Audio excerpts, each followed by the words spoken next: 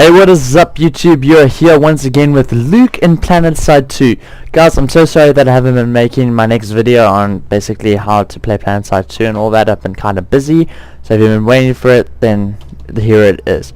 So what's happened is there's been recently a 4 gig update, I think about 3 to 4 days ago or whatever. Anyway, this is the new update. Originally these things were over there, so they're now here. Okay, but anyway, in this video I'm going to show you the itty gritty bits, like getting into fights quickly and all those sorts of things, and how points are captured. So let's go into point capturing system and really what it's all about. So if you just tap M over here, alright, you can see there's a bit of flashing going on over there. That means that, I'm guessing after the recent patch, that means there's a lot of fighting going on over there. So I think it's a lot more organized now. Anyway, what you're able to do is you can't go into an enemy base and take over a random point like Ezim Munitions Corp. You can't just fly over the border and go straight in.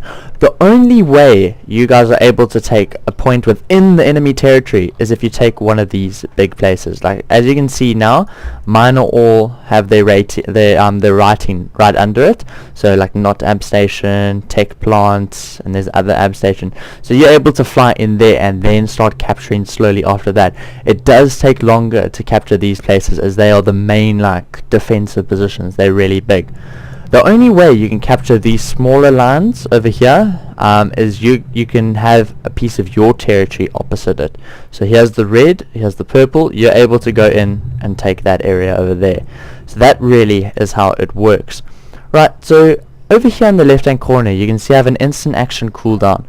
What that means is you're able to deploy right where the action is happening. So one of the deployment places would be right over there where all of that flashing is going on around, but at the moment it's on cooldown. Once it's off cooldown, I will show you guys how it works. That's if I've been playing for 10 minutes or more. But you'll see it'll pop up when you pop on your map. It'll say deploy. You click on it, you stay in the map screen and you wait 10 seconds and then you'll get drop podded straight in. Right, so let's go into a fight here with a mosquito. It might be a bit easier to get there. So we're just going to click spawn now, and we're going to get popped straight into our mosquito over here. I just want to get out of the way, and I'll just chill around here for a bit.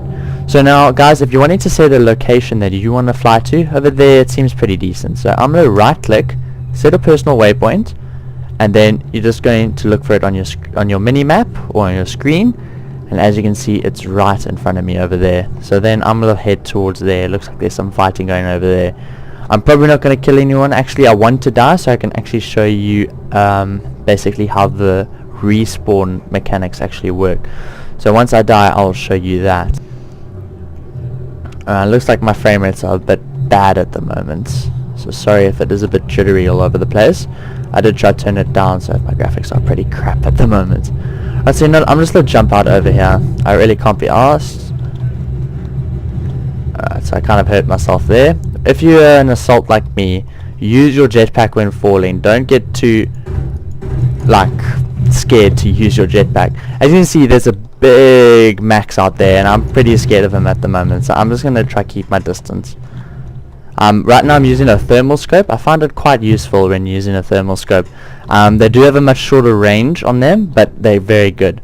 So what are you supposed to do here? You see that point A right over there. The closer you stand to it, you're going to be able to capture a point.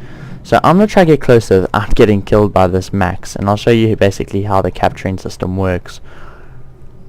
Hopefully I don't die while getting there. Okay, so you see that bar over there? That basically says that you're capturing the point.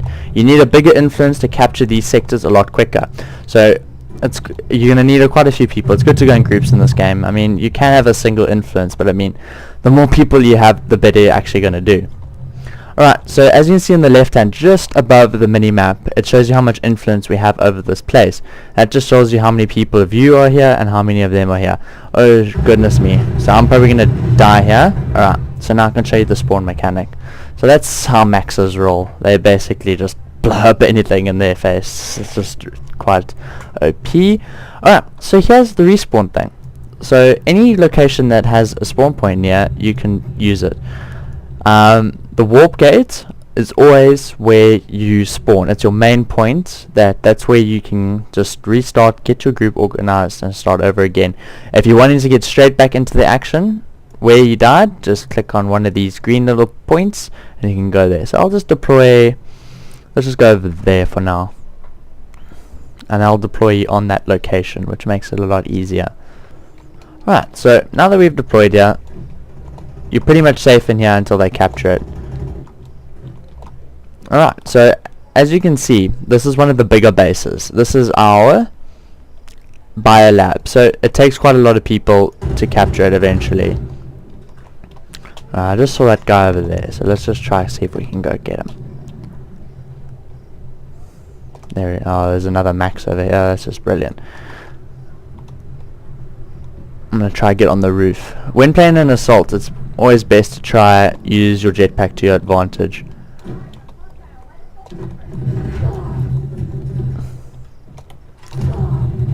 But obviously don't be silly about it like me at the moment. Alright guys, now that I've done it again, I can show you something that I just quickly noticed. If you're not wanting to look around and stuff like that for a place to spawn, you can just click over here or look for where places are needing reinforcements and there's stuff going on. So instead of using my light assault, I'm going to try and infiltrate it out over there. I'm not going to go through all the classes, as I prefer using either of the other two. I'm not very good at the other ones. If I need a max, I'll use a max, but besides that, I'm not really good at the other classes. So I just also want to make sure that I have the right loadout. So I'm just going to go into my gun thing over here. As you see, that's the first sniper you'd get. So I bought the M77B as I find it a more decent gun. Just going to make sure my attachments are right. So I'm just going to double click my 12. Actually, yeah, I might as well keep my 12 times scope just so I can get those longer shots. So we're going to go back to deployment, and it looks like there's some too much stuff going over there. Looks like there's a lot of tanks over there, so let's have a look what's happening there. Alright, so as an infiltrator, guys, your pistol can be your best friend. It's very overpowered for its for being a pistol, and can do quite a bit of damage. It's a burst fire, which makes it quite nice. You just got to basically triple tap and that's a kill. That's the best thing you can do. Alright guys, there's a Sunderer. Sunderers are also really nice if you have two people, if this one doesn't drive away. A good tip for Sunderers is have you driving or someone else driving and two of your friends, and the two cannons on those can take out a tank and stuff like that. It's very, very strong. So I'm just going to spawn a flash here because they're really quick. So just again my little quad bike over here, and let me set a position. There you go. You see the deploy thing there? If you click on it, it's going to give you a countdown. You just wait like this and then it'll deploy you there. I'm not going to do it seeing as I already bought myself a flash. Alright, if you push T like I said, you can go into third person view like that if you don't like looking into first person when driving and something like this. I prefer with a flash to go in third person view. It makes my life a whole lot easier. Alright guys, so now that I'm here, as a sniper, you're going to be wanting to stick back as much as possible. As you can see, I'm already getting fired upon. After getting here with my flash, the best thing you can do is stay at the back and just pick off people trying to kill your guys. As a sniper, there's lots to watch out for. People really don't like you if you're playing sniper. So let's see if we can pick off a few people. Alright, at the moment I'm using a bolt action sniper.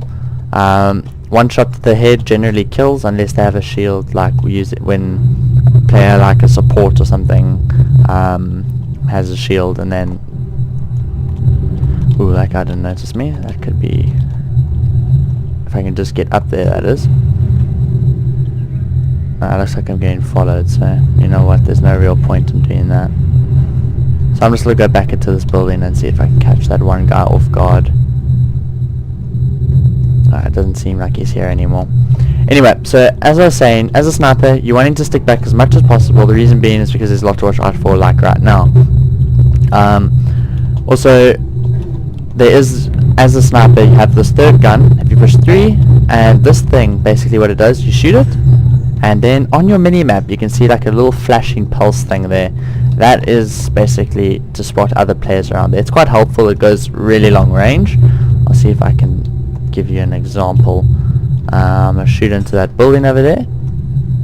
and then it's flashing there as well, so you get a maximum of 3 to be able to put up, and they last for a limited amount of time. So they're quite useful, and really nice to keep yourself safe. What's good to use for a sniper is obviously your invisibility. What I do recommend is that when taking a shot, before taking a shot, you're invisible. What you can do, I don't know if a lot of people know this, is you zoom in, tap F, and you'll go out of invis. Just make sure your sound's on so you can hear the sound of going out of invis, and you can take some people out.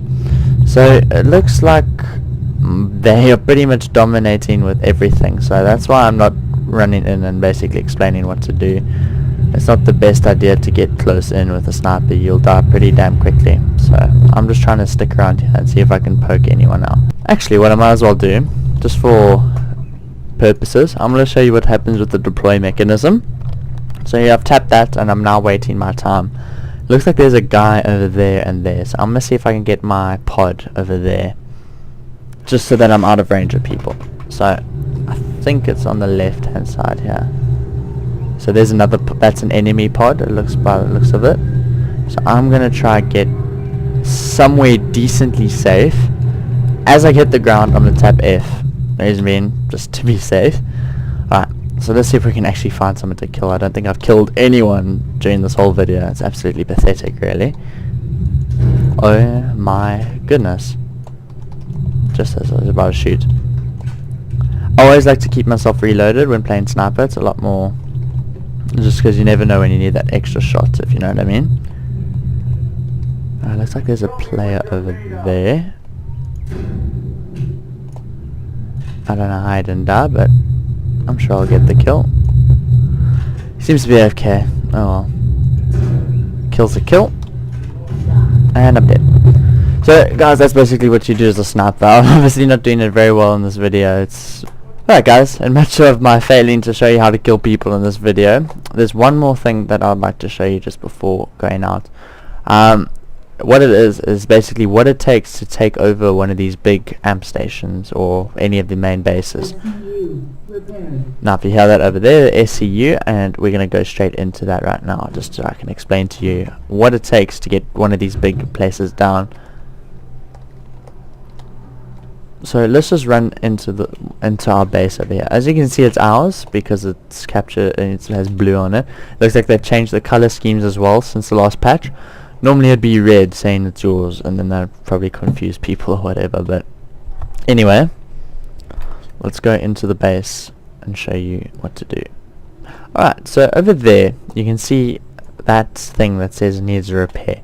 That is called a generator. What those do is that it powers these gates, and that prevents things like players and tanks getting in. There are two ones. That one over there, it's for tanks and stuff. That's so that tanks cannot get into here, and I think that one is so that troops cannot get through here.